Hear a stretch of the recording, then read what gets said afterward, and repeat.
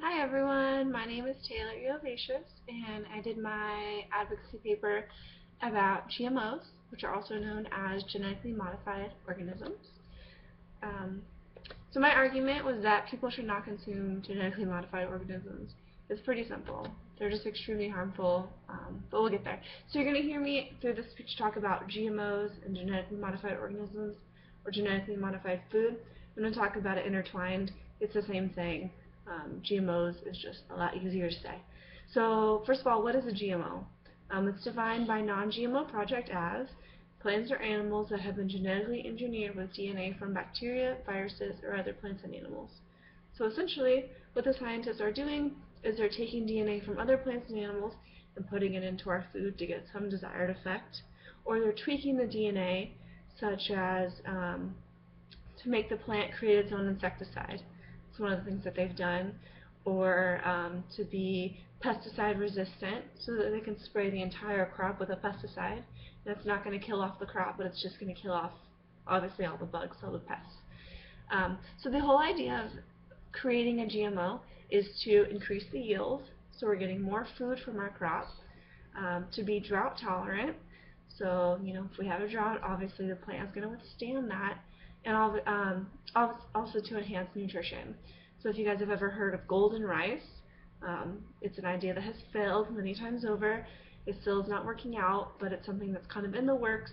And the idea is that they're adding nutrition to this rice that they're going to grow in foreign countries who are dying of hunger and are dying of nutrition deficiencies by growing something there that their land can grow and giving them the nutrition. But like I said, it's failed many times over. It's not working. Drought tolerance and increased yield and enhanced nutrition are great things, but none of it has ever been proven to be true in GMOs. None of those benefits have ever been found in GMOs, and I'll talk a little bit about that later. So what are happening with eating these GMOs?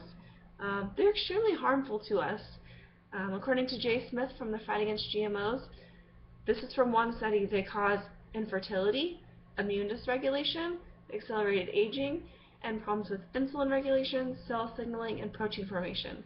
That was from one study. I could probably talk this whole 8 minutes about all of the horrible things that GMOs are thought to cause, but I won't. So another thing why GMOs are really bad is that they're not regulated by the FDA. In the early 1990s, when GMOs were first being tested by the scientists in the FDA, the scientists were saying that they needed more long-term studies, that it didn't look good, basically that they didn't like the results of the tests that they were getting, and they didn't think that GMOs should be released onto the market. But the FDA scientists were ignored, and GMOs are in 70 to 80% of our food now. So it's in a lot of our food. We're eating it every single day. And the FDA, like I said, isn't regulating it, and the USDA is not regulating it either. There have been no long-term studies done, ever, on GMOs. You will not hear of it. They have not been done. The longest study that's been done was a 90-day study that was done by Monsanto. And Monsanto is a seed manufacturing company that manufactures genetically modified seeds. So basically the companies who are developing them are the companies that are testing them. The companies that stand to benefit from us eating GMOs are the companies that are saying they're okay to eat. So that's interesting. The plan that I came up with, there's 3 basic things that we need to do. The first is that we need to just simply pay attention to where our food's coming from and try to buy organic food. By doing so, we're simply starving off the genetically modified food companies because we're not eating their product, and we're often supporting local farmers by eating their crops and by eating organically. And something that you guys may not have known is that organic standards don't allow for GMO inputs in their food. So if you're buying something that's labeled with organic, it's not going to have GMOs in it. So there's a little fact for you guys. The second thing that I said that's part of my master plan is that we have to fight to have our genetically modified foods labeled. It's such a simple right, and we don't have that here in America. So a quote from Food Democracy Now! They stated that not only is GMO labeling irresponsible, and common sense solution to the continued controversy that corporations like Monsanto, DuPont, and Dow Chemical have created by subverting our basic democratic right. But it is a basic right that citizens in 62 other countries around the world already enjoy, including Europe, Russia, China, India, South Africa, and Saudi Arabia.